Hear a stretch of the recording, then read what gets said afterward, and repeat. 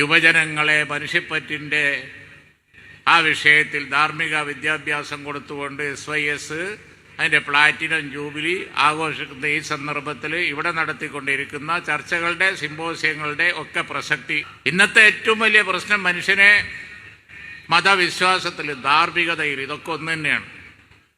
ഉറപ്പിച്ച് നിർത്തുക എന്നുള്ളതാണ് ഇന്നുള്ള ഏറ്റവും വലിയ പ്രശ്നം.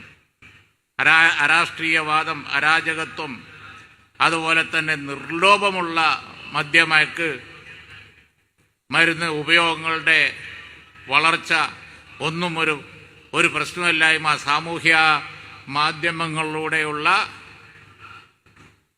ആരെയും വകവെക്കാത്ത പോക്ക്, ഇതെല്ലാം കൂടി വലിയ സാമൂഹ്യ പ്രശ്നം സൃഷ്ടിക്കുന്ന സമയത്ത് ഇത്തരത്തിലുള്ള ഇത്രയും വലിയ യുവജനങ്ങളെ അണിനിരത്തി അവരോട്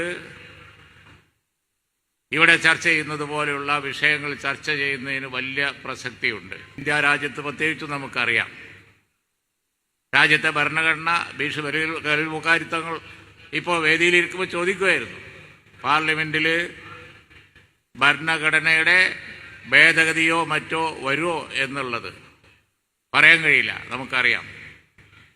നിലവിൽ കോടതിയാണ് ഒരു ഗ്യാരണ്ടി. മഹത്തായ ഭരണഘടനാ സ്വാതന്ത്ര്യാനന്തരം ഈ രാജ്യത്ത് നൽകിയിട്ടുള്ള കെട്ടുറപ്പ് ചെറുതല്ല. ആ കാലഘട്ടത്തിൽ നമുക്കൊരുപാട് സുരക്ഷിതത്വം ഉണ്ടായിരുന്നു. അപ്പോൾ തമ്മിൽ കുറേയൊക്കെ വാദിച്ചാലും തർക്കിച്ചാലും ഇന്നത്തെ അത്ര അപകടം ഉണ്ടായിരുന്നില്ല.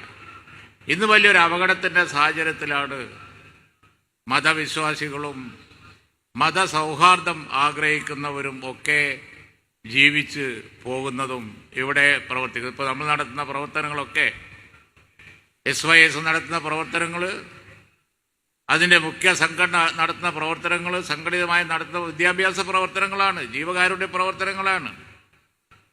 ഗവൺമെൻറ്റിൽ ഇരിക്കുന്ന സമയത്ത് പലപ്പോഴും ഇത്തരം നടത്തുന്ന പ്രവർത്തനങ്ങളുമായി വിശദമായി ചർച്ച ചെയ്യാൻ എനിക്ക് അവസരം ഉണ്ടായിട്ടുണ്ട്. കാന്തപുരം ഉസ്താദൊക്കെ ആയിട്ട് സംസാരിക്കാനുള്ള അവസരം പലപ്പോഴും ഉണ്ടായിട്ടുണ്ട്.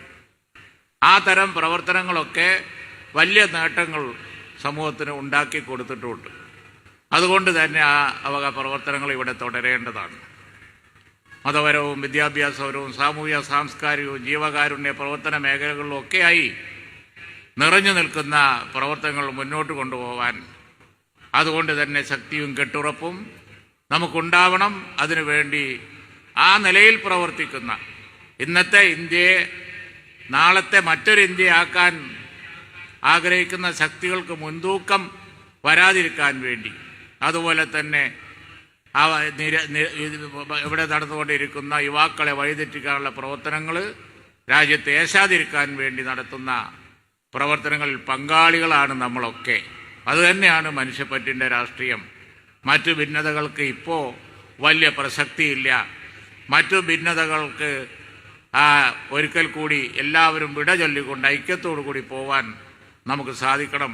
അള്ളാഹു സഹായിക്കട്ടെ. ഈ വേദിയിൽ വന്ന് നിങ്ങളെ അഭിസംബോധന ചെയ്ത് സംസാരിക്കാൻ കഴിഞ്ഞതിൽ അതിയായ സന്തോഷമുണ്ട്. അതിനവസരം തന്ന സംഘാടകരോട് നന്ദി പറഞ്ഞുകൊണ്ട് ഞാൻ എൻ്റെ വാക്കുകൾ ഉപസംഹരിക്കുന്നു. എല്ലാവർക്കും നന്ദി. അസ്സലാമു അലൈക്കും.